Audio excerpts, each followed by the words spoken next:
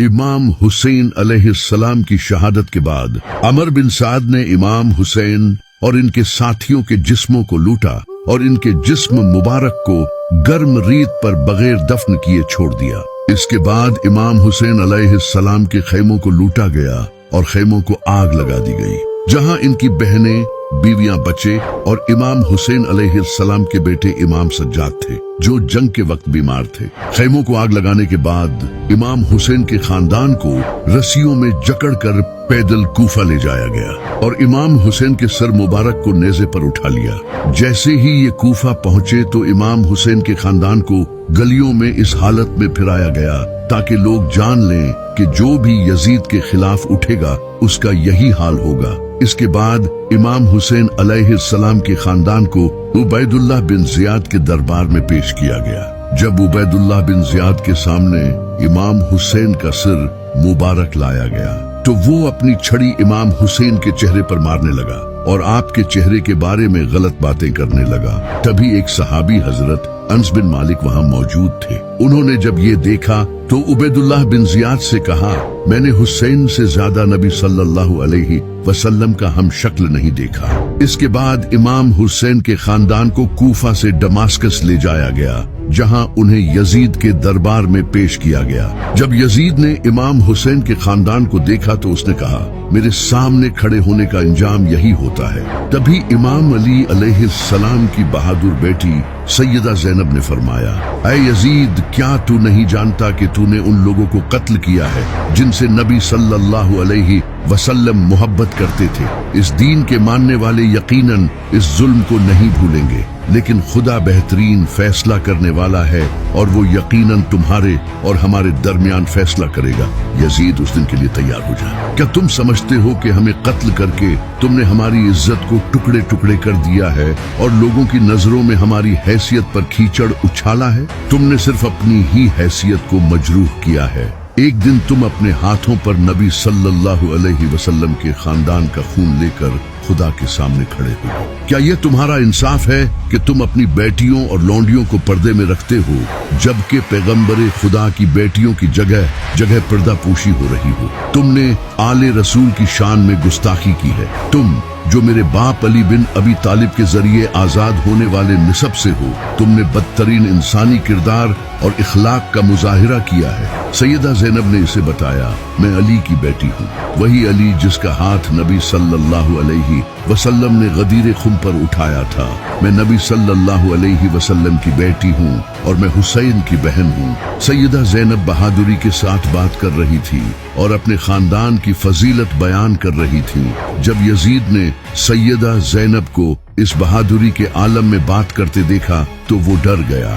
तभी दरबार में एक शख्स बोला, ऐसा लगता है जैसे अली बात कर रहा हो। इसके बाद इमाम सज्जाद ने कहा, ऐ यजीद, मैं जमजम और सफा का बेटा हूँ। मैं उसका बेटा हूँ जिसने हजरे अस्वद को अपनी चादर से उठाया। मैं उसका ऐ यजीद, मैं जमजम और सफा का बेटा हूँ। मैं उसका बेटा हूँ जिसने हजरे अस्वद को अपनी चादर से उठाया। मैं उसका बेटा हूँ जिसने मस्जिद उल हराम से मस्जिद अक्सा तक का सफर किया था, वो जो आसमान पर गया और सिदरतुल मुंतहा तक पहुंचा। मैं अली का बेटा हूँ, अल्लाह का बरगजीदा और महबूब, सालहीन का सरदार, मोमिनों का शहजादा। मैं उसका बेटा हूँ जो लड़ाइयों में फतह याब हुआ, जिसने कुफार को शिकस्त दी, जिसने नबी सल्लल्लाहु अलैहि वसल्लम के शाना बशाना जंग की। अल्लाह ने उसकी हिफाजत की।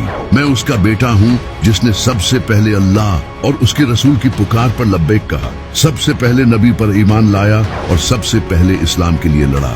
मैं उसका बेटा हूँ जिसने पैगंबर को दुश्मनों से बचाया और इस्लाम की खातिर अपनी जान का नजराना पेश किया। ऐ यजीद, याद रखिए, दुनिया फानी है और सारी ताकत और शान शौकत सिर्फ अल्लाह की है। तुम आज खुश होगे, लेकिन जान लो कि तुम अल्लाह के फैसले के सामने खड़े होगे और तुमसे आले रसूल के खून का हिसाब लिया जाएगा जो तुमने बहाया है।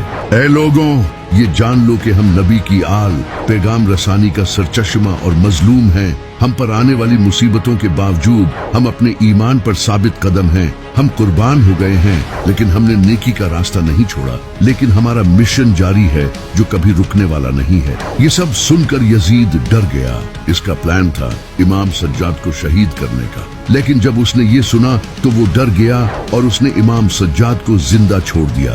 اس کے بعد امام حسین کا خاندان اپنے گھر واپس چلا گیا۔ جب مدینہ کے لوگوں کو امام حسین علیہ السلام کی شہادت کا پتہ چلا تو انہوں نے یزید کی بیعت توڑ دی، کیونکہ وہ پہلے سے یزید کی ظالم حکومت سے غصہ تھے اور اب امام حسین علیہ السلام کی شہادت نے انہیں جگہ دیا تھا۔ مدینہ کے لوگ یزید کے خلاف ہو گئے تھے۔ اس پر یزید کو بہت غصہ آیا تو اس نے مدینہ کے لوگوں کے خلاف ایک بڑا لشکر روانہ کیا اور اس فوج کا کمانڈر مسلم بن عقبہ تھا۔ اس فوج کا مقصد مدینہ کو واپس یزید کے انڈر لانا اور جو لوگ یزید کے خلاف کھڑے ہوئے تھے انہیں قتل کرنا تھا۔ یزید کی یہ فوج مدینہ کے باہر ہرہ نامی جگہ پر پہنچ گئی اور وہاں اپنے کیمپس لگا لیے۔ مدینہ کے لوگ تعداد میں بہت کم تھے اور ان کے پاس کچھ خاص اسلحہ بھی نہیں تھا، لیکن یہ وہی لوگ تھے جنہوں نے نبی صلی اللہ علیہ وسلم کی آپ کے برے وقت میں مدد کی تھی، یعنی کہ انصار تعداد میں کم ہونے کے باوجود بھی یزید کی فوج کے ساتھ بہادری سے لڑے، لیکن تعداد کم ہونے کی وجہ سے وہ ہار گئے۔ انصار کو ہرانے کے بعد یزیدی فوج مدینہ میں انٹر ہوئی اور اس نے ایسا قتل عام مچایا جسے آج بھی اسلامک ہسٹری کا سب سے بروٹل دن مانا جاتا ہے۔ یزیدی فوج نے پورے شہر کو لوٹا اور سرے عام لوگوں کو قتل کیا اور ہزاروں عورتوں کا ریپ کر کے انہیں پریگننٹ کر دیا، یہاں تک کہ مسجد نبوی کو بھی نہیں چھوڑا۔ وہاں گھوڑے کھڑے کر دیے گئے جنہوں نے پیشاب کیا اور کئی دنوں تک نماز نہیں ہو سکی، جبکہ نبی صلی اللہ علیہ وسلم نے فرمایا تھا کہ جس نے اہل مدینہ پر ظلم کیا اور انہیں ستایا ان پر اللہ کی لعنت۔ مدینہ پر اس ظالمانہ حملے کے بعد ایک شخص جس کا نام عبداللہ بن زبیر تھا وہ یزید کے خلاف کھڑا ہوا۔ عبداللہ بن زبیر حضرت زبیر رضی اللہ تعالی عنہ کے بیٹے تھے جو کہ نبی صلی اللہ علیہ وسلم کے کزن تھے اور وہ امام علی علیہ السلام سے بہت محبت کرتے تھے۔ حضرت عبداللہ بن زبیر رضی اللہ تعالی عنہ مکہ میں لوگوں سے سپورٹ حاصل کرنے لگے تاکہ اس ظالم یزید کے خلاف کھڑے ہو سکیں۔ جب یزید کو اس کا پتہ چلا تو اب اس نے مدینہ کے بعد مکہ پر حملہ کرنے کا فیصلہ کیا۔ یزید نے ایک فوج مکہ کی طرف بھیجی اور اس فوج کا لیڈر حسین بن نمیر تھا۔ اس فوج کا مشن عبداللہ بن زبیر کو مارنا اور مکہ کو اپنے کنٹرول میں لانا تھا۔